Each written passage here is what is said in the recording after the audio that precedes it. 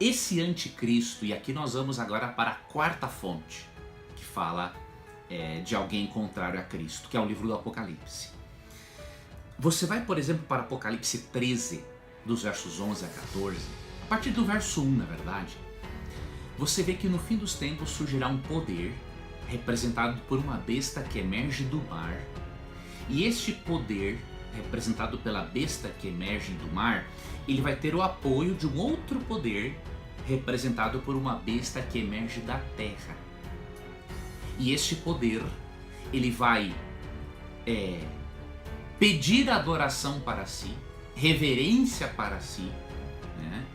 E este poder vai perseguir os cristãos e inclusive boicotar economicamente aqueles que decidirem serem fiéis a Deus.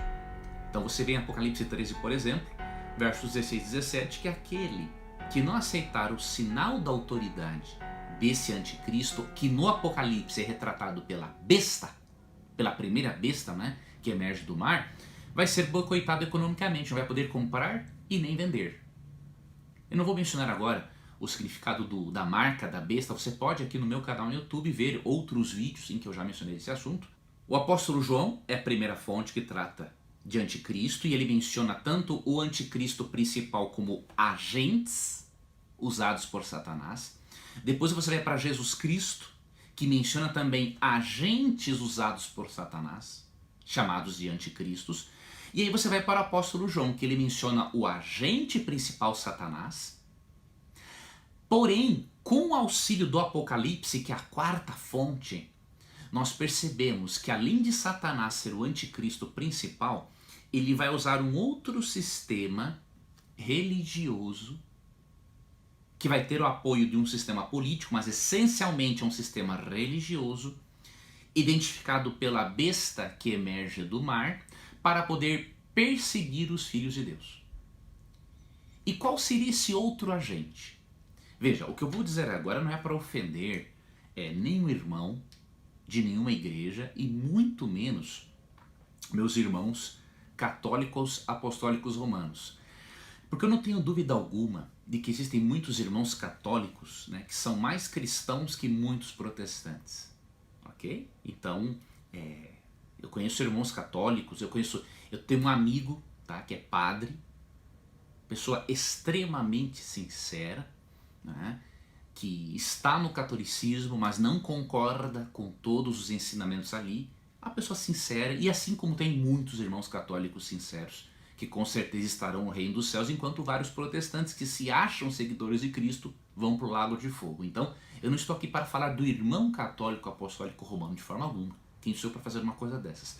Mas, Martinho Lutero e grande parte dos protestantes de fala inglesa até o século XIX interpretaram este personagem, o anticristo, em 2 Tessalonicenses 2, como sendo tanto Satanás, que é o anticristo principal, como Roma papal, que foi usada por Satanás na Idade Média para perseguir os cristãos. E por que essa interpretação, mesmo que hoje não seja aceita pela maioria, mas era no século XIX, ela é de fundamento?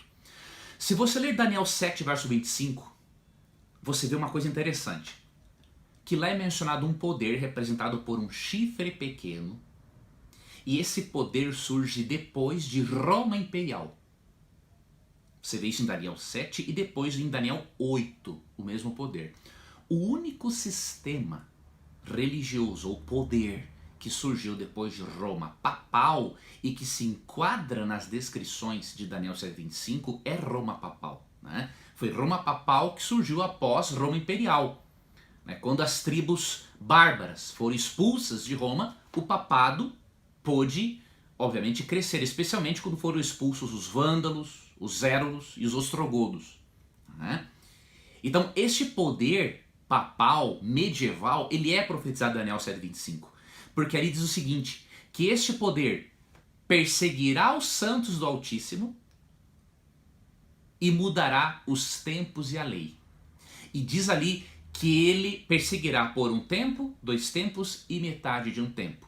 Quando você estuda a Bíblia, você percebe que um tempo, 2 tempos e metade de um tempo se refere a 1260 dias, ou 1260 dias proféticos, né?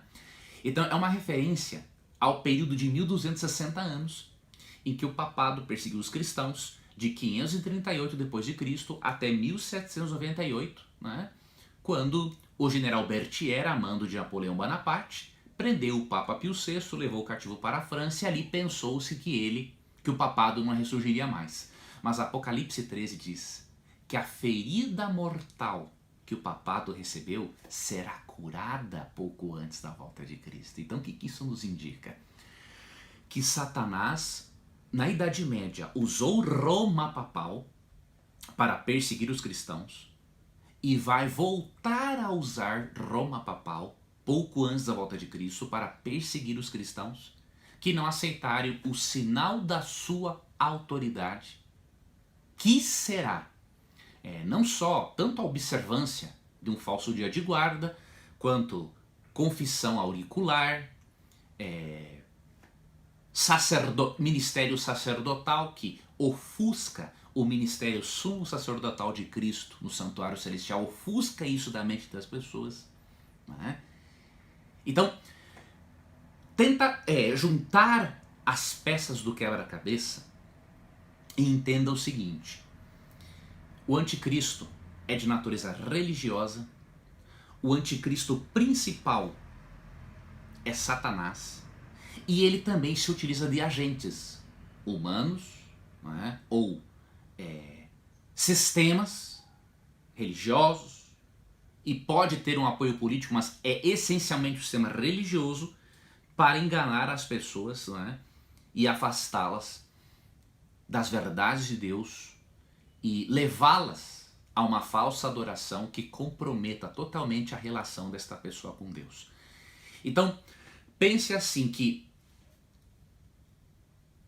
o poder representa o anticristo, né, retratado, o principal, não estou falando dos agentes de Satanás, retratado em 2 Tessalonicenses 2, 1 João 2,18, depois mencionado por Paulo em 2 Tessalonicenses 2, em primeira instância é Satanás, o maior de todos os anticristos. Depois foram cristãos apóstatas nos dias de João que negaram inclusive a encarnação de Cristo. E depois você percebe que ali, tanto Lutero quanto protestantes de fala inglesa até o século XIX interpretaram 2 Tessalonicenses como uma referência a Roma papal, que no período medieval perseguiu os cristãos. E Apocalipse 13 diz que este mesmo poder, que é o anticristo, representado pelo chifre pequeno em Daniel 7, e depois pela besta que emerge do mar em Apocalipse 13, é Roma papal, que vai ressurgir, não é?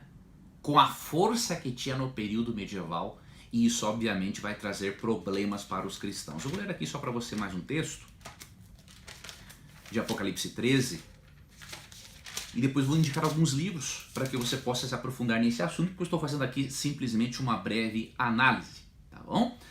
No verso 7, quando fala da besta que emerge do mar, ela faz a mesma coisa que o papado medieval fez em Daniel 7,25. Foi-lhe dado também que pelejasse contra os santos e os vencesse. Verso 5. Foi-lhe dado uma boca que proferia arrogâncias, o chifre pequeno também profere blasfêmias, Daniel 7,25. E blasfêmias e autoridade para agir 42 meses. Esses 42 meses equivalem a 1260 dias proféticos, que equivalem a 1260 anos. Se refere realmente aqui a Roma papal. Tá? No capítulo 12, você vê tanto Roma imperial, como foi um poder perseguidor, e depois Roma papal, que surgiu depois de Roma imperial. No capítulo 13, né, vou mostrar aqui para você um outro detalhe interessante que mostra o ressurgimento, né, do papado, de acordo com essa interpretação protestante que predominou até o século XIX. Tá? Aqui no versículo 15, falando da segunda besta, né, que de acordo com a interpretação historicista será, não é hoje, será os Estados Unidos da América que vai dar as mãos ao papado, para impor a observância de um falso dia de guarda, obviamente em homenagem ao papado. Diz aqui no verso 15: foi-lhe dado comunicar fôlego à imagem da besta, para que não só a imagem falasse, como ainda fizesse morrer quantos não adorassem a imagem da besta. E aí depois fala do boicote econômico. Para finalizar, eu vou ler aqui mais um verso do Apocalipse, que é Apocalipse 13, versos 11 e 12, para você perceber que fala realmente do ressurgimento do papado pouco antes da volta de Cristo, com a sua força máxima, né, força que tinha no período medieval. Verso 11: vi ainda outra besta emergir da terra, possuía 2 chifres, parecido cordeiro, mas falava como dragão. Aqui você já vê que esta besta, ela tem uma natureza diferente. Enquanto que a primeira besta que emerge do mar é de natureza religiosa, né, porque até recebe adoração, essa segunda já é de natureza política. Tá? E eu vou indicar alguns livros para você ver que, de acordo com o método historicista, no futuro, essa besta que emerge da terra, não é hoje, no futuro, será os Estados Unidos da América, que vai dar as mãos ao papado e também ao espiritismo, né? E depois ao protestantismo e ao catolicismo, obviamente, e não, isso não significa todos os protestantes e católicos, são aos sistemas, e aí vai ser dado um sinal da autoridade papal que nós cremos que será a observância do domingo. Então vai haver uma união entre papado, Estados Unidos, protestantismo, espiritismo, não é?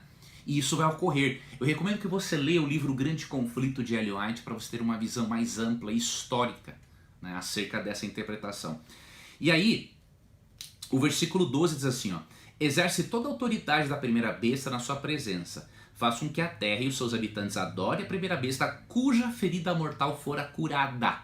Você lembra que eu falei que em 1798 terminou o domínio papal de 1260 anos, quando o general Berthier, a mando de Napoleão Bonaparte, levou o Papa Pio VI para a França, cativo, e lá ele morreu?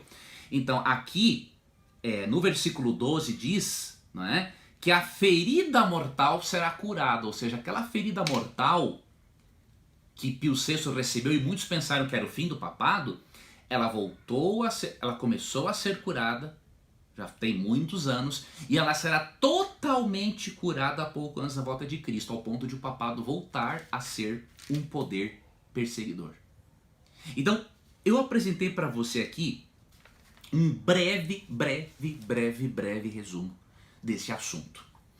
E esse resumo que eu apresentei já é suficiente para você descartar por completo, né, a interpretação de que Emmanuel Macron é o anticristo retratado nas Escrituras. Isso é um absurdo, isso é uma violação do texto bíblico, é uma violência contra o texto bíblico, isso é uma falta de critério interpretativo. Mesmo que você não concorde com essa interpretação que eu apresentei, pelo menos eu tenho algum critério, né? Tanto o critério bíblico quanto a metodologia historicista de interpretação, né, que não joga as profecias só para o passado, como preterismo, nem só para o futuro, como futurismo. Né? Eu usei do método historicista e foi o método, obviamente, utilizado pela grande maioria dos protestantes até o século XIX em especial. Tá? Então, eu queria deixar para você esta explicação para que você seja motivada a estudar cada vez mais a Bíblia, a não se permitir enganar, iludir por teorias absurdas que, além de atrapalharem o nosso progresso espiritual, trazem descrédito tanto para quem defende essa teoria, quanto para a igreja a qual esta pessoa pertence, e traz descrédito para o cristianismo.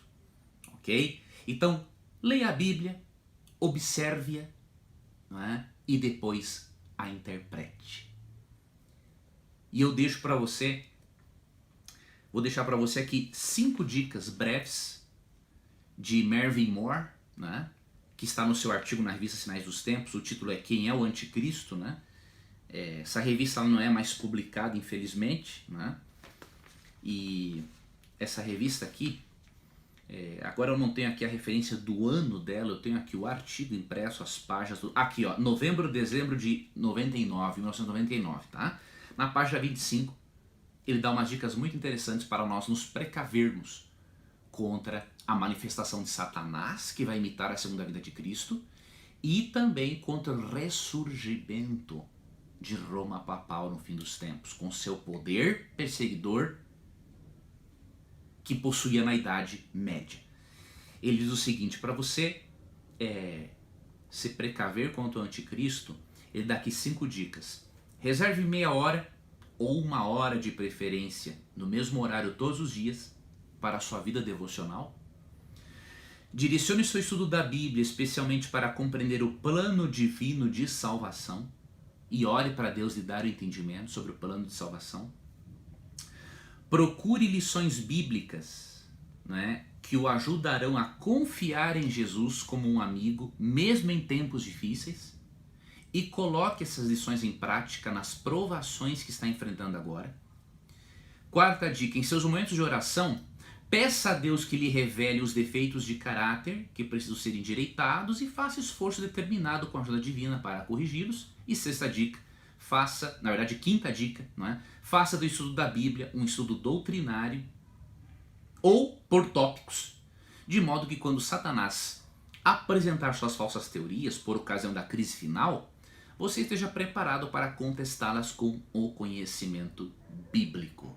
Né? Peça a Deus que o conduza à clara compreensão, principalmente daqueles ensinos bíblicos que você precisará saber para se preparar para a segunda vinda de Cristo. Ok? Eu desejo que Deus abençoe a você, que Deus guie os seus passos, o seu estudo da Bíblia, e que você, em hipótese alguma, relacione um personagem de natureza totalmente religiosa com um presidente da França, que diríamos assim, é de uma natureza política e que não tem nada a ver, né, com a doutrina bíblica acerca do anticristo. Ok? Não creia nessa bobagem, nessa besteira, vá à Bíblia. E eu vou deixar na descrição do vídeo alguns livros que seguem, a indicação de alguns livros que seguem o método historicista, para você analisar Apocalipse 13, né, à luz desse método, e você perceber a presença do papado nas profecias. Repito, isso não tem nada a ver com os irmãos católicos apostólicos romanos, que muitos deles são muito mais cristãos do que muitos protestantes. Eu me refiro ao sistema papal e não aos irmãos católicos. Ok? Que Deus te abençoe, um abraço carinhoso e até o nosso próximo vídeo.